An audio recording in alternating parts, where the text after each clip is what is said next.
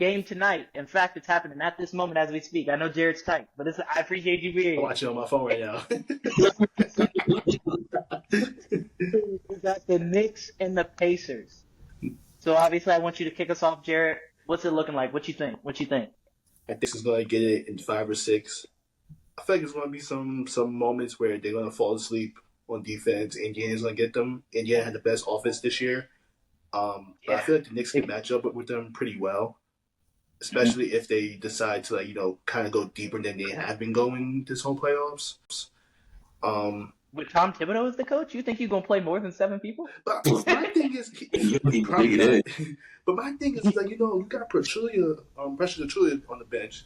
You can play him and it'll be 15 minutes. He played good on Embiid in what was that, game 3, I think it was. He had 4 blocks. So I feel like if you need to, you could go to him. But Tibbs most of the time he's not gonna go that deep. But I feel like the Knicks could get it in at most 6 games. I definitely believe it. They're up 3 right now at the end of the first. So I think there was the Pacers were shooting 30% from the field. Do you feel like you can score with them? I feel like we can. You may need to get the 110, 115 a night to beat them. I feel like we can. If DiVincenzo, his shot is really going hard, he's going to probably get a good 15 to 20. I feel like honestly, the one person we can really use in this series is Bogdanovich because he can score.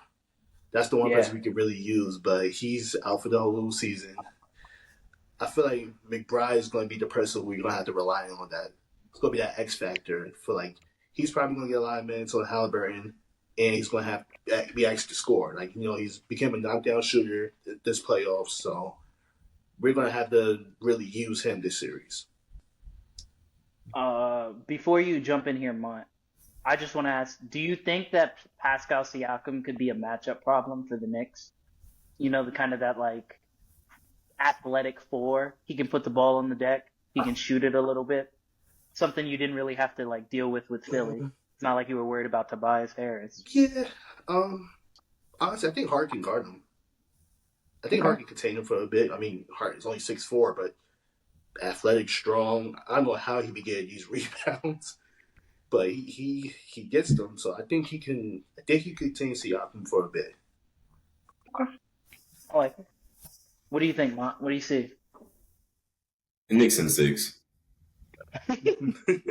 Easy work.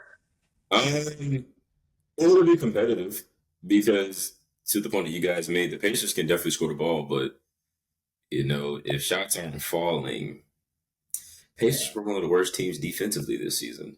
So, they can't. With that being said, if shots aren't falling, good luck, Indiana. This was a cool season. You know what I mean? People might have said that, y'all shouldn't have got past Milwaukee, whatever. Cool.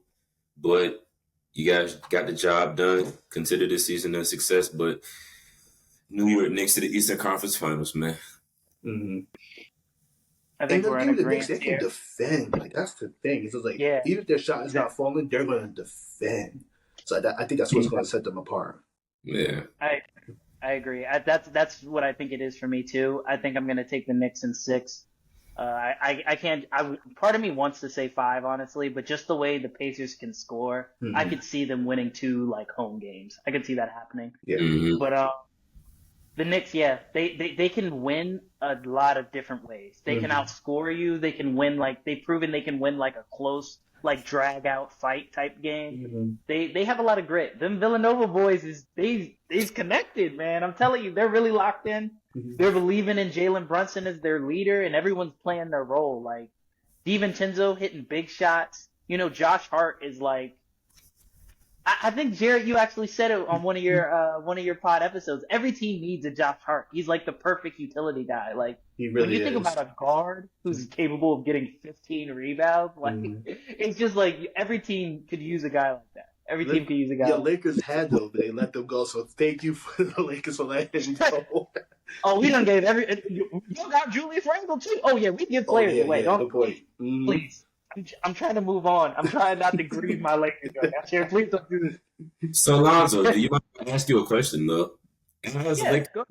Why is it that players who leave the Lakers and go to other teams, they're able to thrive in their respective roles? I can answer that. Oh, Go ahead. that's an easy question. It's the Braun effect. It's the Braun effect. When you go and you play with, don't kill me, Laker Nation, because I love LeBron. He's an amazing. You got to compliment LeBron before you say something negative. He's amazing. He's amazing. He's one. But when you go and play with LeBron, you have to stunt your overall skill. Like, you're gonna play a role. I don't care how good you are, because if you look at Julius Randle, like, he's not just a straight back to the basket big. Like, he can take it off the bounce. He can shoot a little bit midi and three. Like, he has an overall skill set. When you play with LeBron, you fit into a role. You gonna stand in that corner and shoot a three when I give it to you, or you catch lobs, or you just play deep. Like, you know what I mean? You're gonna fit a role. It doesn't matter what your skill set is. And that's really what it is. You get put into a bit of a box. And that's not to say, like, I'm not sitting here saying we should run the offense through, like, Kyle Kuzma or Ingram or someone instead of LeBron. I'm not necessarily going that far. I'm saying, like, think about it like this. Kevin Love is a perfect example. Like, when he was on the Timberwolves the first time, he was like 30 and 15 type caliber capable player. Mm-hmm. You go with LeBron, and he was able to win championships, of course, due to LeBron's greatness, Kyrie's greatness. But, like, it kind of stunted his overall ability for those years. Like, he was a catch and shoot stretch big, and it's like, when he was on the Timberwolves, he was like kind of a post player. You know what I mean? Like, same with Chris Bosh in Miami. Like, it's kind of the LeBron effect. If you are a catch and shoot 3-point shooter, of course you'd love to play with LeBron. That's perfect. But, like, if you're someone who has, like, kind of an overall offensive skill set, or you're a primary playmaker, even if you look at someone like Russ, may be a poor example because he's kind of on the downside of his career, but someone who needs the ball in their hand to be effective, playing with LeBron is going to kind of stunt your play style. And that's really what it is, in my opinion. Like, once you get to a different team, you're probably more able to, like, fit your way into the offense. You kind of have to fit around LeBron if you're on the Lakers. And that's really what it is, in my opinion. I agree with you. I agree. Yeah, definitely. But this isn't shit on the Lakers day. We're at home. We're in Cancun. We're rested. We're rested. But, yeah, I think we're in agreement with the Knicks. I would say 5, but I do think that, like, just the different ways they can win. I definitely see the Knicks pulling this out. Okay. So, all right, let me ask first. I don't want to assume. We got the Celtics and the Cavs. Thank you for watching another episode of The Last Word. Make sure you subscribe, like, and leave a comment down below so you're not missing out on any of the new content I drop on this channel. Love.